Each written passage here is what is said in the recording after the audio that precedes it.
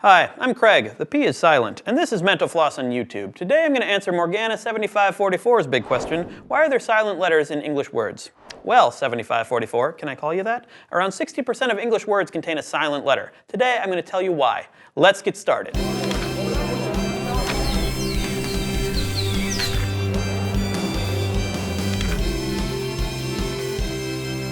So there's a couple of reasons why letters might be silent. Edward Carney, who wrote A Survey of English Spelling, made this a little less confusing by dividing silent letters into two groups, auxiliary and dummy. Auxiliary letters are the ones that you combine with another letter to make a unique sound. Auxiliary letters fall into two subcategories, exocentric and endocentric. Exocentric is when the sound isn't like the sound of either of the letters, like the ng in king or the th in then. It's not king or tahen. Endocentric is when the sound is the same as one of its letters, like in double consonants, as in the two M's in roommate, or the silent E's, as in the E at the end of maid. And then there are dummy letters. This is when the silent letter is really stupid. No, it's unrelated to the letters around it and doesn't impact pronunciation. These also fall into two subcategories, inert letters and empty letters. Inert letters are part of a word segment and might not be silent in certain variations of the word. For instance, the G in resign is silent, but isn't silent in resignation. Empty letters are never pronounced, like the S in Island. Oh, it's pronounced island? So now you know how to categorize silent letters, but the question remains, why do we have them? Well, they emerged in the English language for a few different reasons. Often, especially in the case with auxiliary letters, the silent letters were originally pronounced, but pronunciation changed over time without a spelling change. For instance, in the Middle Ages, they pronounced both the K and the GH in the word night, as in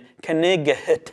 Really? That's amazing. Similarly, the silent W in words like wrath used to indicate that the word was pronounced differently than words starting with R, but that different pronunciation disappeared over time. And for many dummy letters, we can blame our ancestors for being snobby and adding in silent letters where they didn't previously exist. According to the Dictionary of Modern English Grammar, quote, "As the influence of the classical world was revived in the 15th century, scholars of English desired to remind their readers that most of the words in the language originated in Latin and Greek. To show off their knowledge that doubt, then spelled doubt because it came into medieval English via French doute, derived originally from Latin dubitare, they added the B, and it stuck. Consonant clusters also developed over time. This is when a group of consonants is bunched together but only contain one syllable, like the STH in asthma. This happens a lot with words we borrow from other languages. For instance, the PS in psychology comes from the Greek language. Thanks for watching Mental Floss on YouTube, made with the help of these consonant clusters. If you have a big question of your own that you'd like answered, leave it below in the comments. See you next week.